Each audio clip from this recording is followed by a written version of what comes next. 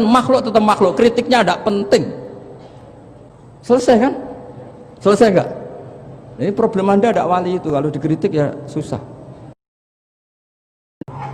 Makanya di Quran itu ilmu tertinggi diantaranya menurut orang tasawuf qulillah tsumma dzarhum fi khawdihim. Saya itu gak pernah loh takut mati meskipun saya masih muda, karena saya bayangkan mati itu ya baik-baik saja. Ketika saya hidup ya gak tahu cara ngelola nyawa saya, kenapa kok gak pergi. Kamu tahu caranya ngelola nyawa kamu, kok gak mati sekarang? Gak tahu kan? Tahu-tahu masih hidup kan? Tahu-tahu diutang semacam-macam lah. Sebetulnya kita zaman hidup pun gak tahu cara ngelola nyawa kita, cara kerja jantung kita, cara kerja paru-paru kita. Nanti setelah kita mati pun gak tahu caranya hidup ketika kita. Tapi anehnya kita, mosok manusia sudah dilemah iso hidup lagi. Memangnya kita sekarang bisa hidup karena kita tahu-tahu ya hidup. Ditakdir anak yang melarat, pese elek, orang lain ditakdir anak kiai Gus Mulyo. Kita kan tidak pernah bisa milih bapak ya ora iso. Ngerti-ngerti anak Karmen, anak Karlan itu sudah gak tahu. Artinya gini, ya sudah ya Allah, ketika saya hidup ya tidak tahu kenapa saya hidup, pasti Engkau yang menghidupkan. Ketika saya mati juga gak tahu kenapa saya mati, pasti Engkau yang menghidupkan dan mematikan. Maka saya akan baik-baik saja di akhirat, karena ketika di dunia Tuhannya yang Engkau, ketika di akhirat Tuhannya, dan sifat Engkau tidak akan rubah, tetap Arhamur Rahimin. Makanya dulu wali-wali itu kalau mau mati ya santai aja. Sayyid Umar bin Abdul Aziz itu ulama-ulama dulu kalau mau meninggal itu, kalau keluarganya nangis marah besar. Memangnya mau kemana kamu nangisin saya? Lah kamu kan mau mati. Memangnya mau kemana kalau mati? Ya kembali ke Allah. Ya susahnya apa? Di dunia ya milik Allah, di akhirat ya milik Allah. Inna sholati wa nusuki wa mahyaya wa mamati lillahi rabbil. Yang aneh sampai harus melarat orang wani mati. Wah, aneh tenan. Ya karena sampean tahu mungkin di akhirat lebih miskin lagi kan. Terus repot nah terus. Coba kalau dari awal kita menstatuskan diri kita biadillah, inna sholati wa nusuki wa mahyaya wa mamati. Tapi kamu salah status, mengatakan kehidupan adalah momen untuk mencari kesejahteraan, kehidupan adalah momen untuk cari karir. Kamu mensifati kehidupan secara salah. Jika kamu terjebak nyari karir, nyari kaya. Coba kalau kamu pakai mazhabnya Sufi, kehidupan adalah pemberian dari Allah untuk kembali kepada Allah. Kematian ya seperti itu. Akhirnya ya santai saja. Inna sholati wa nusuki wa mahyaya wa mamati lillahi rabbil alamin. Istri juga gitu. Saya itu tidak sombong. Saya itu mulai nikah sampai sekarang itu hampir gak pernah tukaran sama istri. Sama istri saya itu sering bilang gini, Gus, kali-kali kalau saya ngamuk itu diwales, dilawan, supaya saya punya musuh katanya. Betul ya? Ya saya bilang gini, Allah itu maha baik sama saya. Ketika harmonis, ganjaran saya ya lewat harmonis itu, sehingga saya ngasih uang menyenangkan Anda.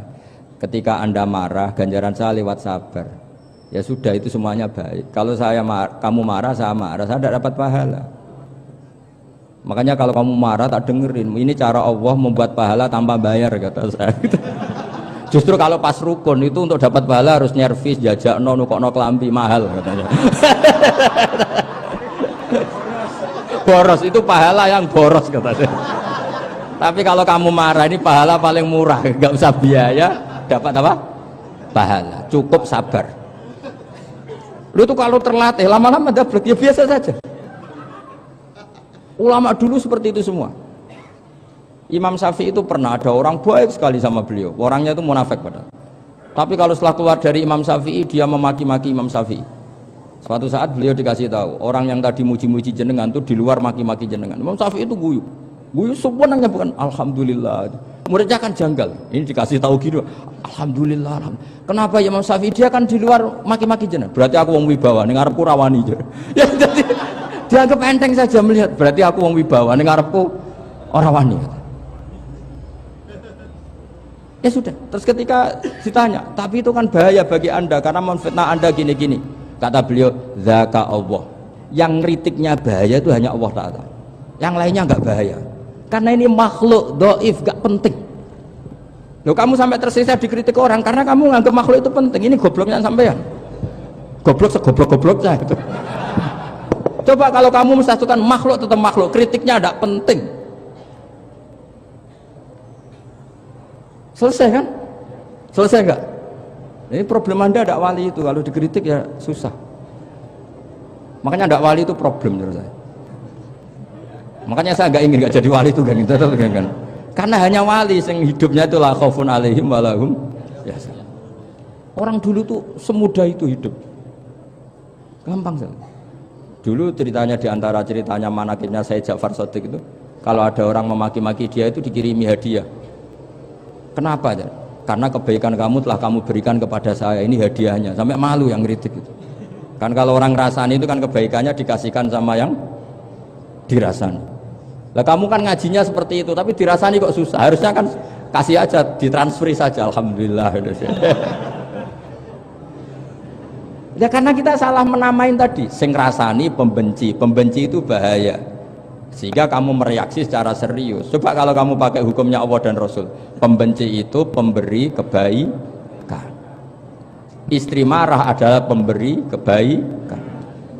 Ada yang berani mulai meraktekan? Latih begitu terus, insya Allah nanti hidup kamu barokah. Itu disebut wa'allama adamal asma.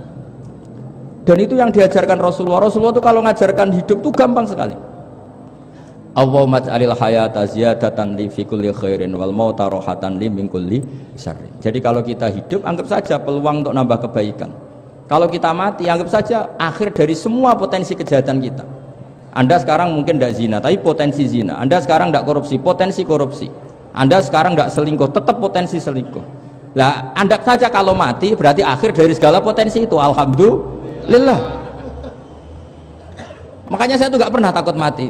Karena saya misalnya setiap saat mati ya saya nanti akan bilang, ya Allah, ini sudah mau mati berarti mau akhir dari segala potensi keburukan saya. Alhamdulillah. Makanya itu ulama-ulama dulu kalau ada preman mati, saya guys, tonggone ra gelem muni saya. Wah, preman kurang ajar. Saya guys, tonggone tetap ra gelem muni saya. Padahal kiai ini mending saya guys pun mati pun mboten saged macam-macam niki pasti. Karena dia dengan mati berarti rohatan mengguli syarrin, keburukannya tidak terulang lah. Lah keburukan nggak terulang lagi itu saya apa buruk? Saya. Makanya kiainya minta saya guys niki tonggone cek menengahin. Saya guys menengahin. Makanya suatu saat kalau ada gitu kamu harus bilang apa? Saya pun mboten jahat malih pun mati. Jadi kayak apa coba? Coba sekali-kali statuskan kalau al hayat adalah ziyadatan lana fi kulli khairin. Al maut adalah rohatan lana min kulli syarrin. Sehingga kita hidup ya happy, mati juga happy, gak masalah. Terus kayak misalnya mendingin, tapi anak bojoku piye? Memang selama hidup anak bojo bahagia. Ketoke ya tambah musibah ya, Cok. Malah sombong lagi kamu, seakan-akan kamu Tuhan yang bisa mensejahterakan manusia. Wong isih urip kok bojomu wis ndonga muga-muga nang mati malah. Karena gak jelas. Dan ini penting, ini saya utarakan. Jadi ini saya cicil juz 1 wa 'allama adamal asma. Makanya kata Rasulullah, ala ta'jabuna kaifa yusrifu wa annisat ma quraisin wa dhamma. Ini penting, nama itu penting. Karena sekali nama ini salah, coba misalnya orang sepakat darani Fir'aun itu wujida ba'da alam yakun. Fir'aun itu ada yang dulu-dulunya tidak ada. Hal ata alal insani hinum minad dahri lam yakun syai'am madhkur. Coba kalau kamu melihat sekarang kamu hidup itu apa? Untuk sujud. Sujud itu murah, gampang. Untuk mengenal Allah. Allah itu gampang kita kenal karena Allah itu adzaru minadz dzahir. Adzaru dzahir itu Allah, zat yang begitu jelas.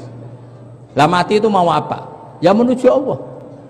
Hidup menyaksikan Allah, mati menyaksikan Allah, itu nyaman. Yang menjadi tidak nyaman karena kamu salah bikin status. Hidup untuk menggapai cita-cita, untuk sukses. Wong komunis yo muni ngono, lonte yo muni ngono, copet yo muni ngono.